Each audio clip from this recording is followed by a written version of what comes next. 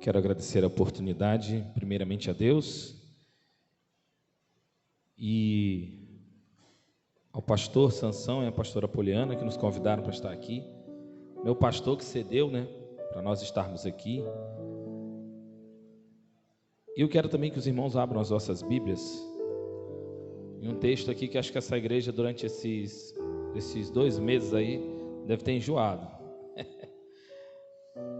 Que é o Salmo de número... Qual é o Salmo de número que eu acho que vocês devem ter mais ouvido esses dias aqui? Durante esses dias de festa. 126. Acho que a igreja aqui já deve ter ouvido umas milhares de vezes. Mas, queridos, quando... Salmo de número 126. Quando o pastor me lançou o convite para ministrar aqui nessa noite, eu confesso aos irmãos que eu tenho algumas ministrações prontas, algumas coisas que a gente tem, alguns estudos, nós temos algumas ministrações prontas, mas de todo o meu coração não senti, nenhuma de trazer para essa noite, para esse local. E lembrando o quanto a querida pastora Poliana se emocionou ao ouvir a letra desse hino, Deus me trouxe a esse texto do Salmo de número 126. Os irmãos encontraram? O texto diz assim: quando o Senhor Deus nos trouxe de volta para Jerusalém, parecia que estávamos sonhando. Como rimos e cantamos de alegria. Então as outras nações disseram: o Senhor fez grandes coisas por eles. De fato, o Senhor fez grandes coisas por nós e por isso estamos alegres. O Senhor faz com que prosperemos de novo, assim como a chuva. Olha a chuva aí, irmão. Enche de novo o leito seco dos rios. Aqueles que semeavam chorando, façam colheita com alegria. Aqueles que saíram chorando, levando a semente para semear, voltarão cantando, cheios de alegria, trazendo nos seus braços os feixes da colheita. Amém? Sente-se dando um glória a Deus bem bonito. E após sentar com a mão desocupada, dê um salva de palmas bem bonito para Jesus.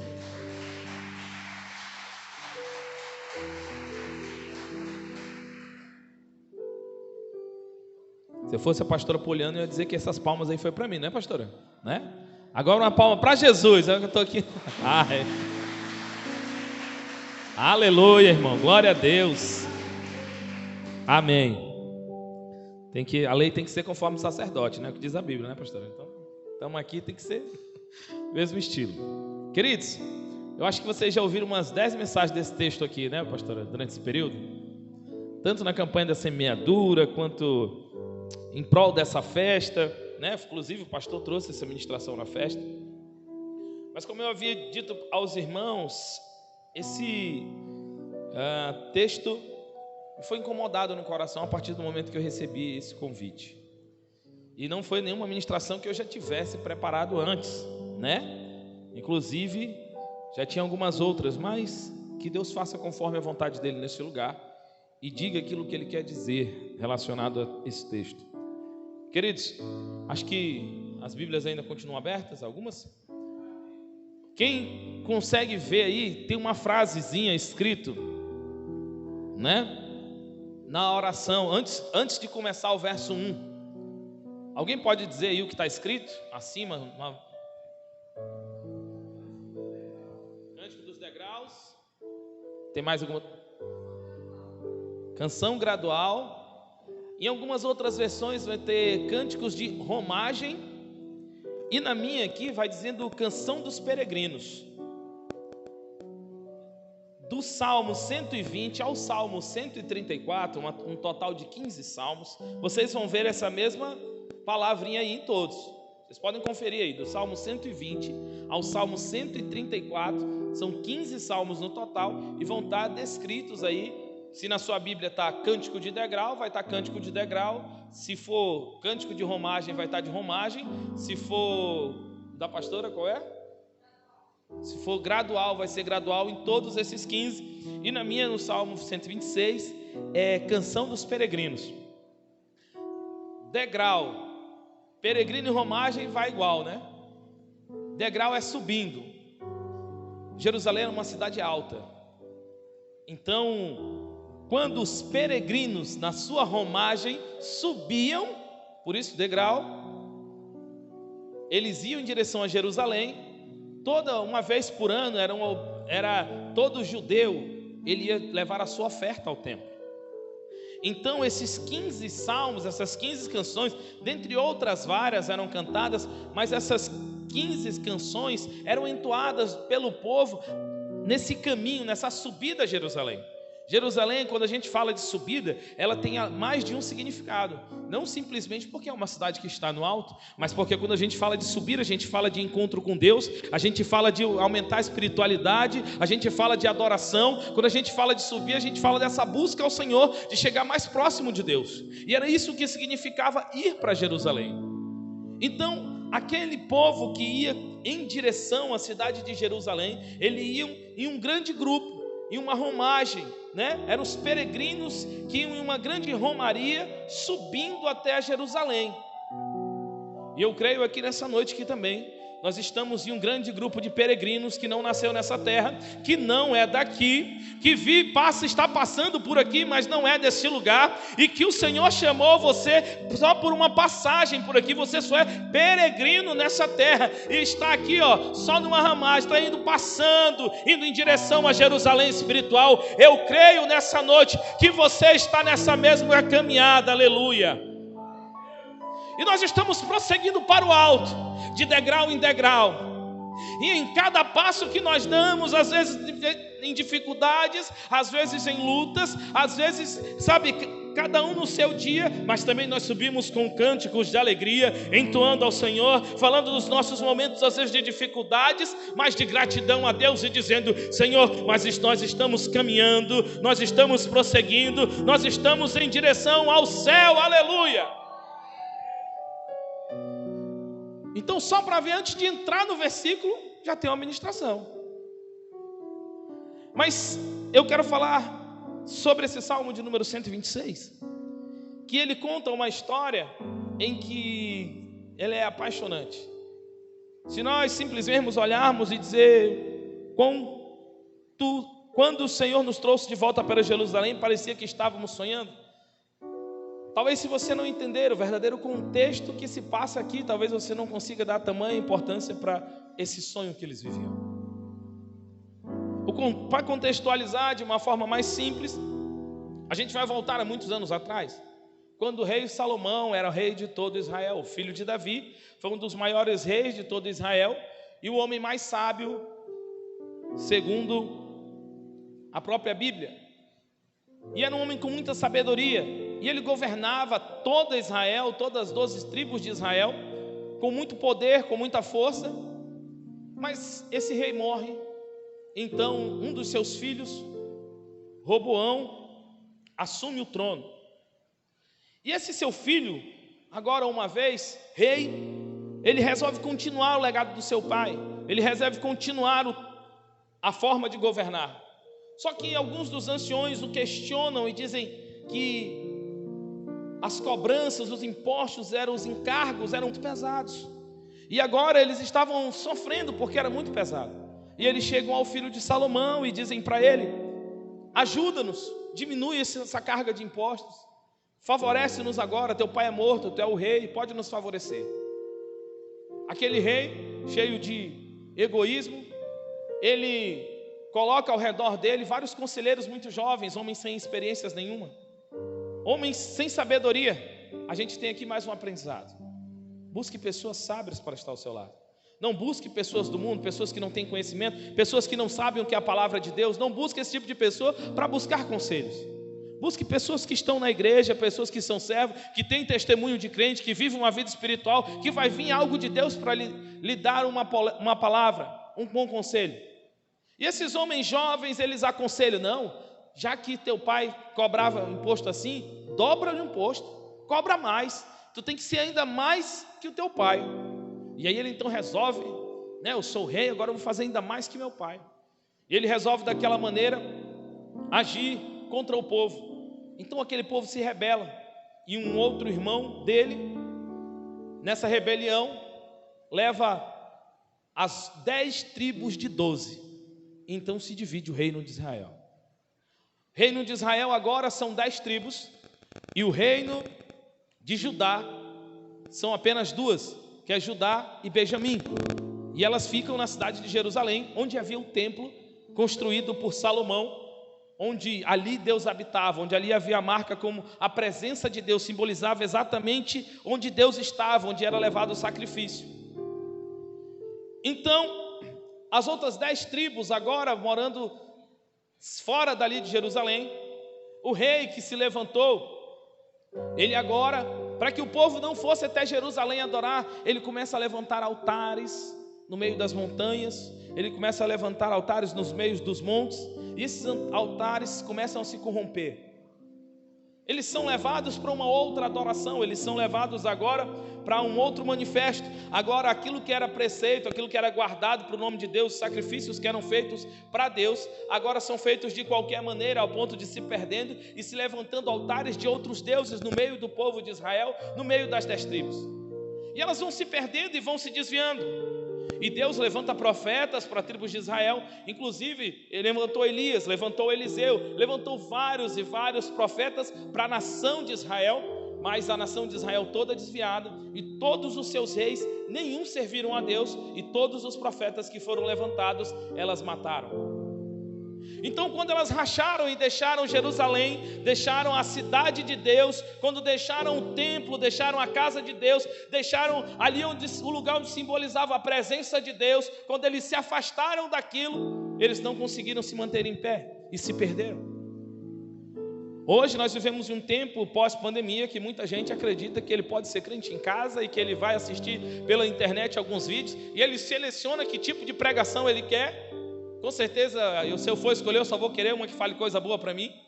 Ninguém vai escolher aqui uma que fale que se eu estiver em pecado eu vou para o inferno. Ninguém vai aqui escolher uma que venha me ensinar, uma que venha dizer que eu estou errado, uma que venha dizer que eu tenho que ter transformação, que eu tenho que ter mudança, que eu tenho que buscar mais a Deus, que eu preciso me transformar. Não, eu só vou buscar alguma que satisfaça o meu ego e as minhas vontades. E era isso que o povo de Israel fez nos outros altares. Eles buscavam pelos seus próprios interesses, eles não buscavam mais a vontade de Deus, nem a verdade de Deus. Eles não buscavam de forma alguma mais aquilo que Deus queria para eles. Eles não queriam ouvir a voz de Deus, eles queriam benefícios de Deus e dos deuses que ofereciam. Eles começaram a levar ofertas aos deuses que prometiam finanças. E muitos deles, infelizmente, queimaram seus próprios filhos ao Deus Moloque, que é algo terrível e abominável que Deus condenou.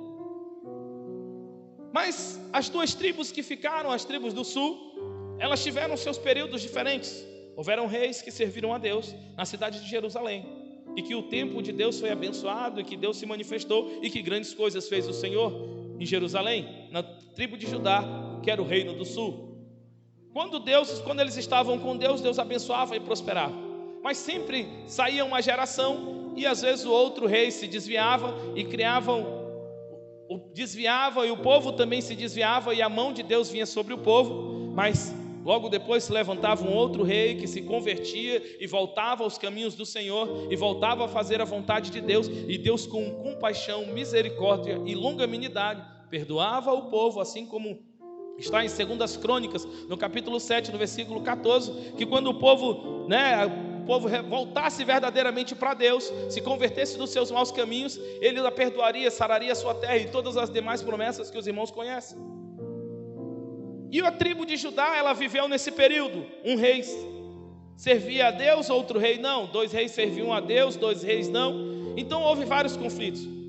Só que para o reino do norte, o reino de Israel, como por durante todos o seu tempo, ele de forma alguma quiseram, nas suas 9 dinastias, quiseram retornar para Deus, Deus mandou o juízo sobre eles. E levantaram vários profetas dizendo: se vocês não se converterem, se vocês não se voltarem para mim, eu vou levantar uma nação que irá varrer vocês do mapa. Mas eles não deram ouvido.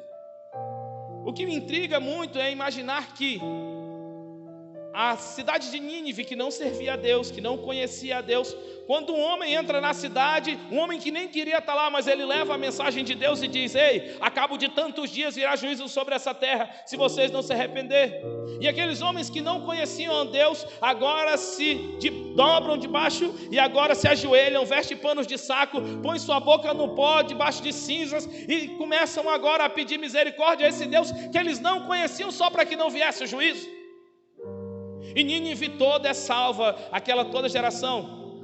Tinha mais de 1 milhão de pessoas naquela cidade, e todas elas são salvas por conta do quebrantamento, por conta de que eles se voltaram para Deus, por conta que eles deram ouvido à palavra de Deus.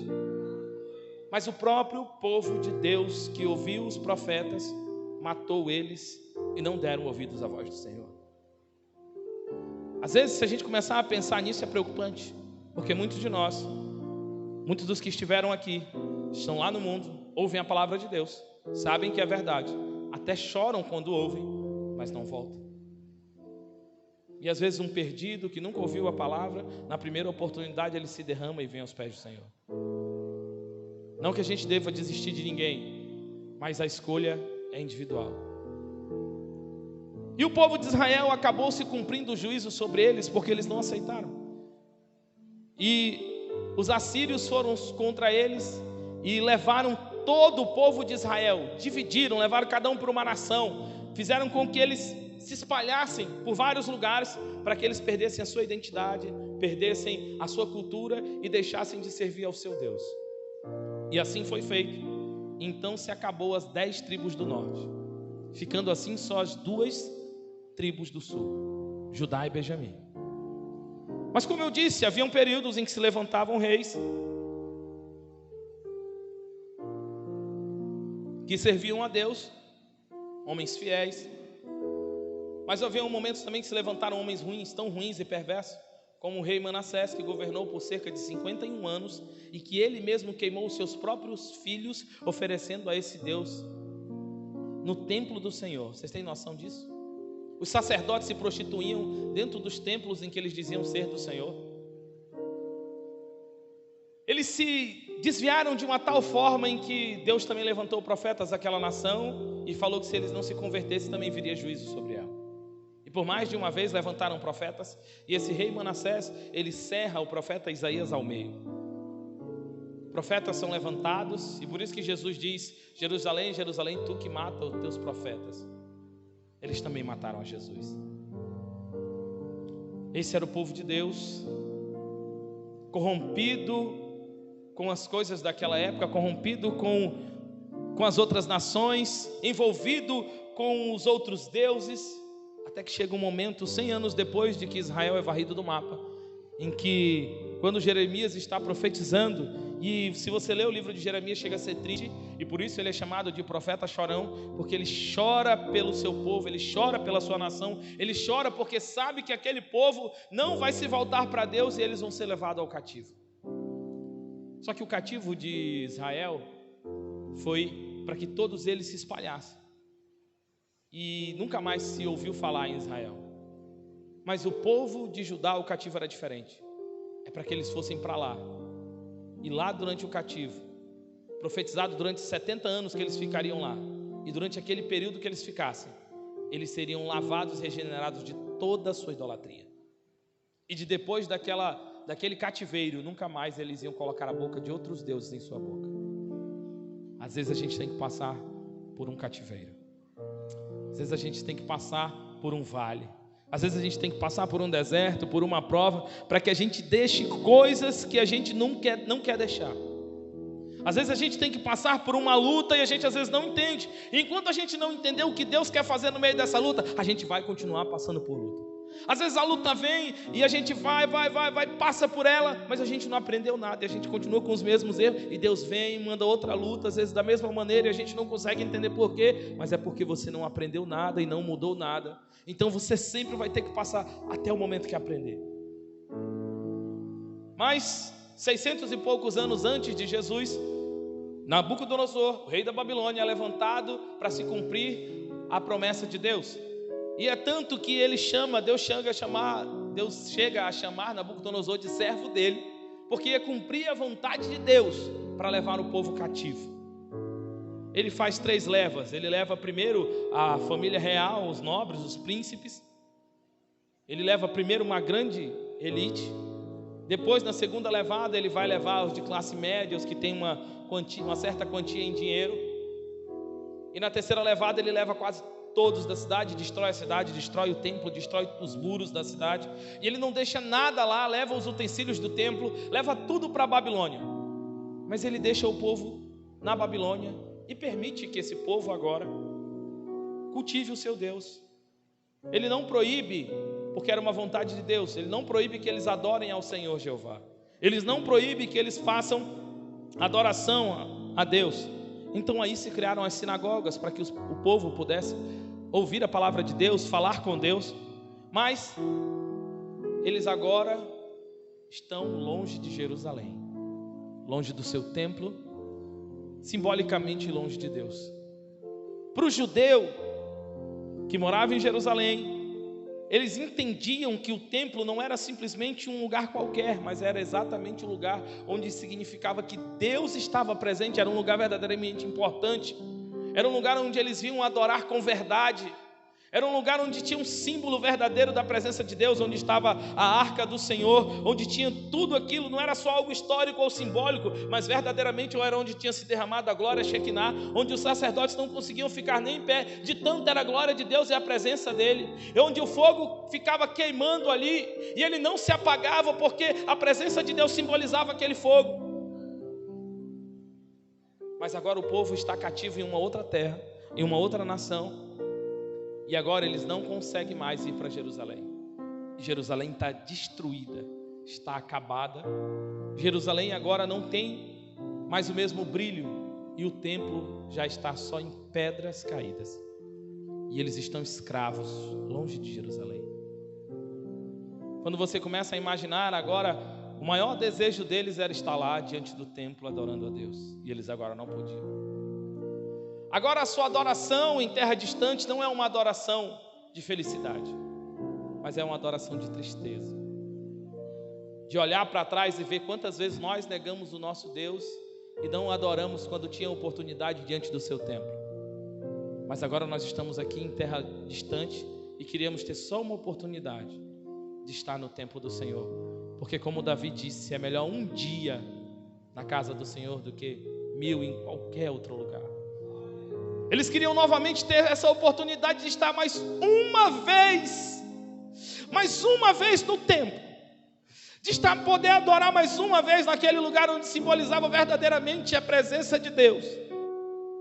Quantas vezes você teve a oportunidade de entrar neste lugar, que é o santuário de Deus, que é a presença de Deus, e você às vezes mexeu no celular, fez qualquer outra coisa, não prestou atenção na palavra ou no louvor, não se conectou, trouxe alguma coisa lá de fora que te atrapalhou de adorar, te atrapalhou de servir, te atrapalhou de sentir a presença de Deus? Não perca nenhuma oportunidade, porque muitas pessoas que estão nos leitos de hospitais, que estão presos em cadeias, ficam imaginando, como eu queria ter ido para a igreja. E você tem essa oportunidade hoje. Valorize isso. Valorize cada culto, cada reunião, cada oração, cada vigília, cada célula. Valorize isso de todo o coração. Entenda a importância que é estar na casa de Deus, diante dele. Valorize os seus momentos com Deus, dentro do seu quarto, como diz em Mateus 6,6.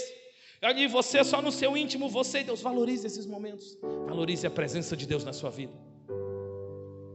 Mas esse povo agora estava lá nas suas sinagogas, e o povo babilônico dizia para eles: ora, nós queremos ouvir as canções de vocês, nós queremos conhecer a cultura de vocês, cante os seus hinos para nós, para que nós venhamos entender.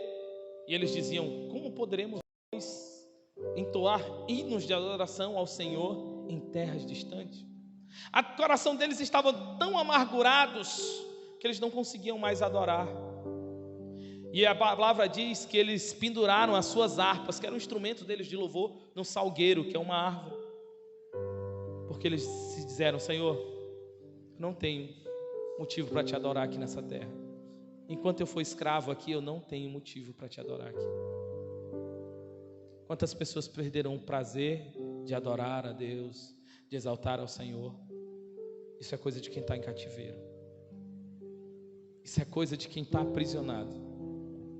Se você está aqui, meu irmão, o prazer que você tem que ter na sua vida, da sua boca, é de entoar louvores a Ele, de engrandecer, de dizer: Senhor, Tu és bom, Tu és maravilhoso. Obrigado, Senhor, por essa oportunidade. Obrigado, Senhor, por me trazer até aqui. Eu te amo.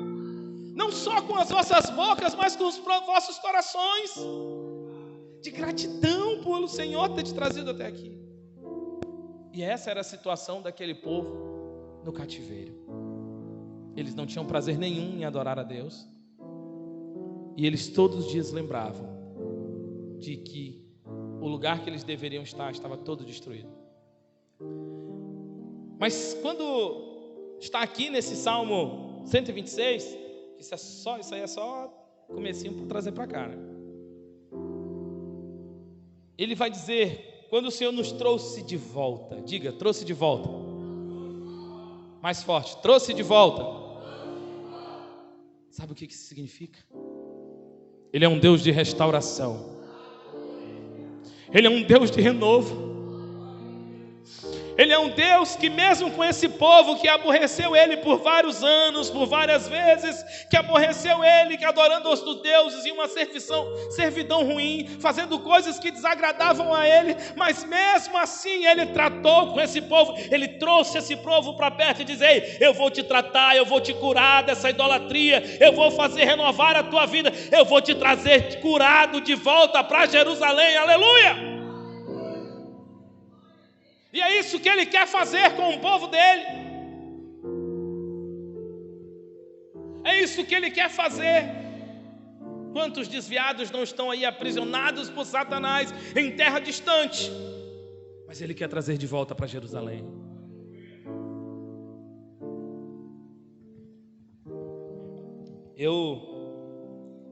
Esses dias estava conversando, observando sobre uma questão que eu acredito hoje ser muito necessária.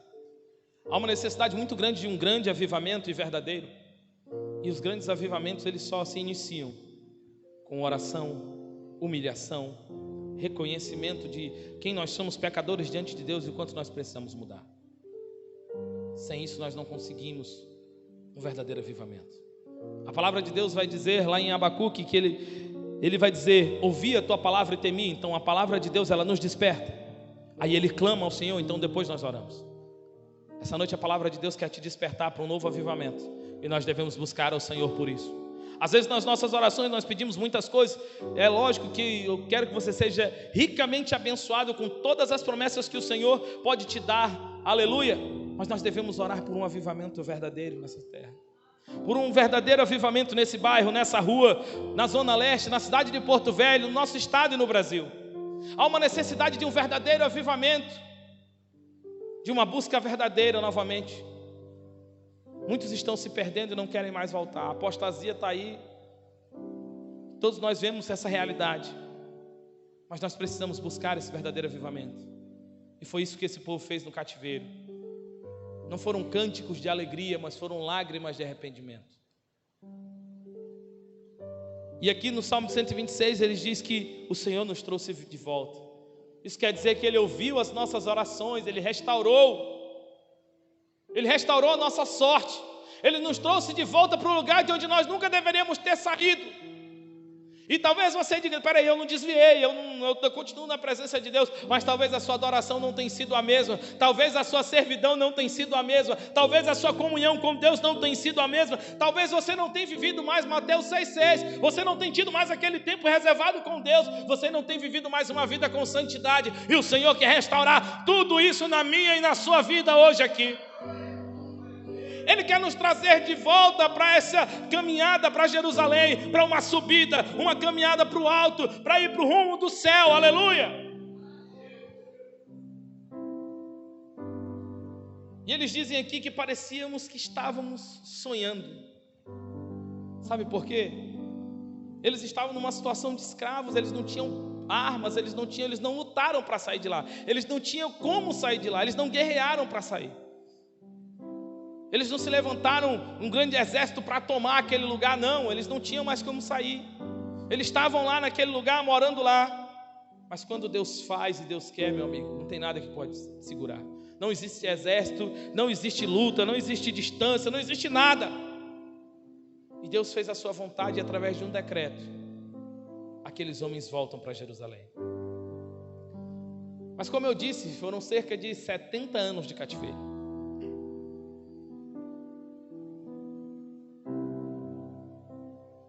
Esdras é levantado para restaurar o templo e Neemias para restaurar o muro.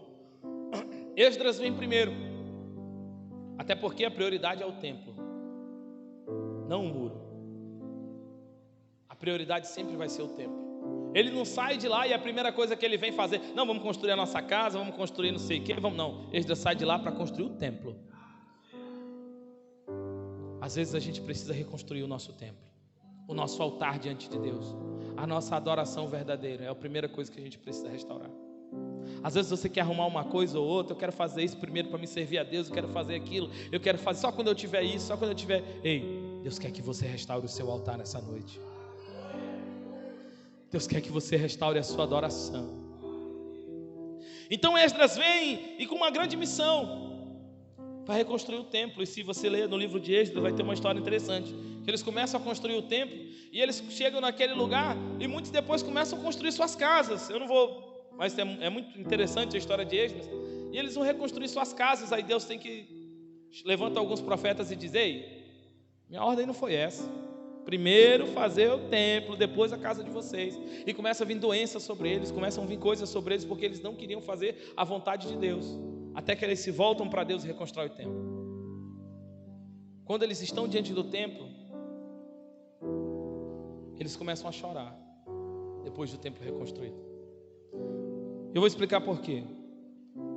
Há 70 anos atrás, quando eles foram levados cativeiros, muitos foram levados crianças ali, e eles conheciam o templo, tinham visto o templo.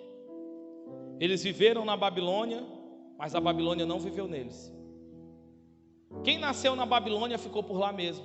A Bíblia vai dizer que praticamente quem voltou só eram os idosos. Era só quem conhecia o templo, era só quem conhecia a presença de Deus, é só quem conhecia Jerusalém que quis voltar. Quem conheceu verdadeiramente a presença de Deus não consegue ficar fora. Quem sentiu verdadeiramente a presença do Senhor, aquela paixão, o fogo verdadeiro arder em seu coração, pode estar lá no mundo das drogas, pode estar preso em qualquer cadeia, mas se você falar do amor de Deus para ele, ele vai chorar e vai lembrar, porque ele sabe que existe um Deus vivo, aleluia. E não foram os que nasceram, não foram os jovens, não foram os que nasceram nesses 70 anos que quiseram voltar, não. Foram aqueles que já eram idosos, que nasceram em Jerusalém, que quiseram retornar. Aqueles que constituíram família ficaram pela Babilônia mesmo, mas muitos quiseram voltar dos idosos. E quando eles chegam diante do templo, chegam retornando, eles dizem como se nós estivéssemos sonhando, porque eles não havia mais esperança. Eles estão diante do templo novamente. Mas ali a palavra de Deus vai dizer que eles começam a chorar, porque o templo de Salomão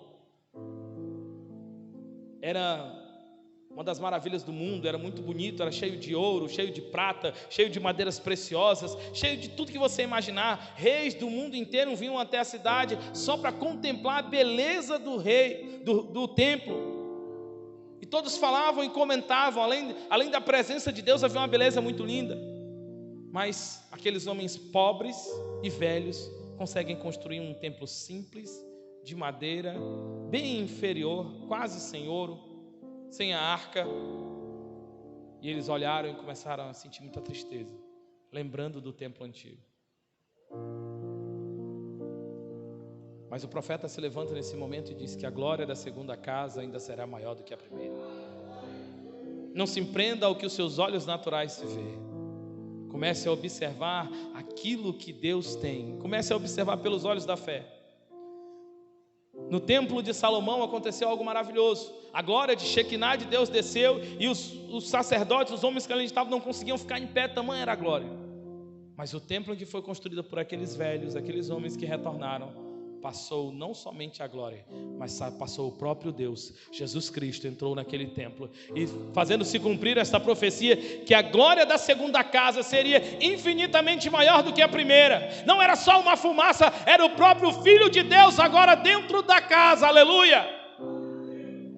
E eu tenho uma coisa para te contar, Ele está aqui nessa noite. Por isso que nós devemos ser gratos e felizes por estarmos aqui, porque Ele está aqui nesse lugar também.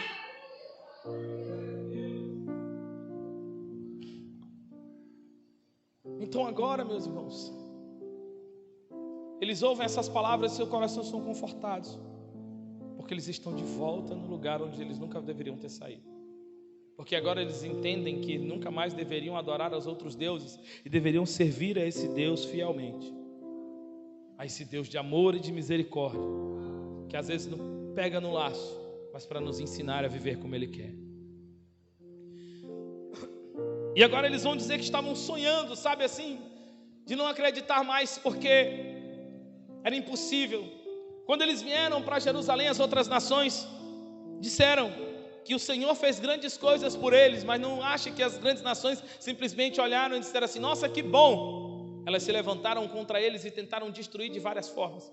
Quando Neemias é levado para lá para reconstruir o templo, ele vai lá porque o muro é destruído e as outras nações queriam destruir aquele povo. E o povo ainda continuava pobre ali naquele local. E ele é levantado para reconstruir os muros. E ali naqueles muros, quando ele é levantado em Jerusalém, alguns dos povos, inclusive Samaria, que é um resquício das 10 tribos que foram levadas, que era o antigo reino de Israel, os samaritanos, eles são contra o retorno daquele povo e tentam intervir contra a vida deles. Vários reis tentam matar Neemias. Por isso o versículo diz que estou fazendo uma tão grande obra qual não posso descer, porque eles queriam convidar Neemias para matá-lo. Voltar às vezes nem sempre é tão fácil. Às vezes ainda há algumas tentativas de abortar o plano, de tentar lhe matar. Se você for ver lá no livro de Esther, no livro de Neemias, no livro de Esdras, você vai ver a dificuldade que foi para aquele povo que voltou. Mas o templo e o muro foram reconstruídos. A vontade de Deus foi feita. Aquele povo retornou para o lugar de onde devia. E agora sim, eles cantaram alegres e felizes. Porque agora eles entendiam agora onde eles estavam e eles davam um valor exato para aquele local. E com certeza, muito amargurado, eles lembraram quantas vezes a gente não desprezou a vontade de Deus, quantas vezes a gente não veio de qualquer jeito, mas agora a gente vem, sabe, com o coração alegre, valorizando a cada minuto. Por isso que o judeu, se você ver, ele adora de tudo que é jeito, ele adora se batendo com o povo, ele adora balançando. Quem já viu um judeu nas adorações? Quem não entende, parece algo muito engraçado. Às vezes já acha que adorar é cantar aqui. Adoração, irmão, é tudo que você faz na sua vida para Deus. No seu acordar você pode estar adorando, no seu dormir, na sua oração, no seu viver, quando você ajuda um irmão, quando você dá uma palavra, você está adorando a Deus.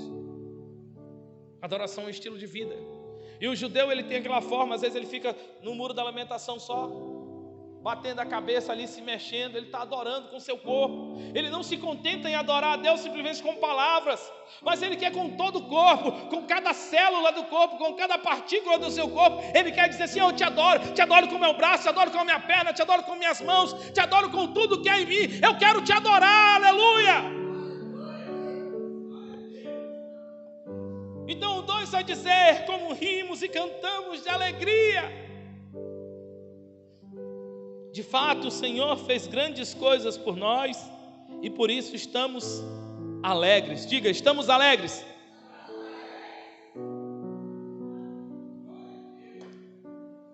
Agora eu quero que você se pergunte para você mesmo.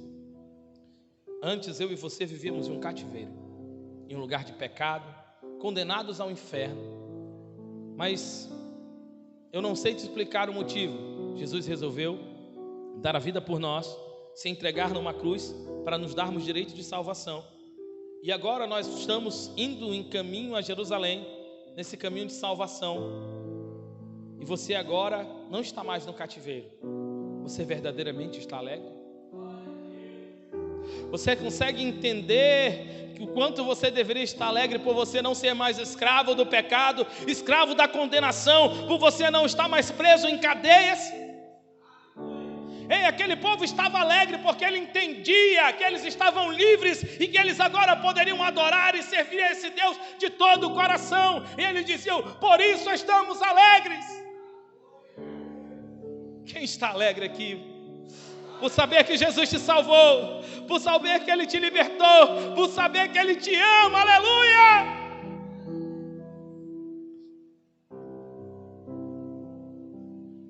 O Senhor fez com que prosperemos de novo, assim como a chuva que enche de novo o leito seco dos rios.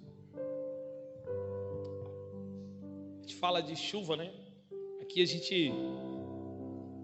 Porto Velho chove muito no tempo de chuva, e no verão é 3 meses aí sem chover de verdade, e os rios secam, e os poços secam.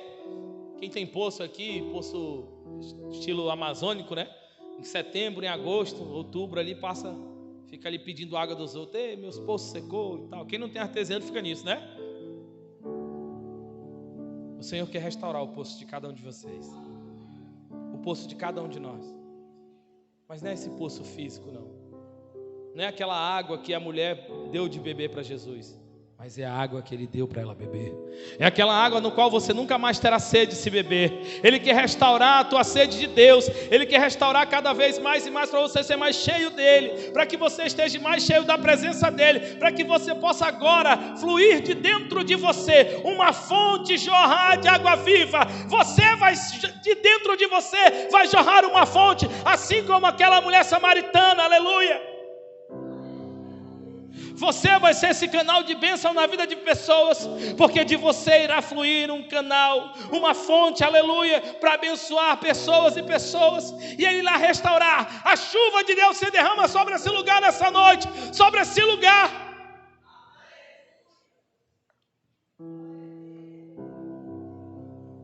Quando fala de chuva, fala de água, fala de inúmeras coisas, e a gente pode contemplar aqui com esse Deus maravilhoso, quanto Ele tem nos abençoado. E quando a gente precisa valorizar estar aqui diante dEle, entender o quanto é importante, dar o verdadeiro valor. Eu sei que a gente, por mais que a gente sirva aí 30 anos, 20 anos, 40 anos na presença de Deus, a gente não vai conseguir entender o verdadeiro valor. Mas tente um pouco aí valorizar o sangue derramado na cruz, aquilo que te trouxe em direção ao céu, porque eu e você estávamos condenados ao inferno, aquilo que nos deu o direito à salvação, acesso à salvação. Tente valorizar isso. Isso é voltar para Jerusalém. Deus nos criou, fez como criatura, mas soprou o seu Espírito sobre nós, e o Espírito de Deus vai voltar para Ele, mas Ele quer você de volta. Ele quer você peregrino, que nessa caminhada você entenda que você tem que voltar para Ele. E Deus te deu esse acesso quando Jesus morreu na cruz. Não se deixe por nenhum momento esquecer disso.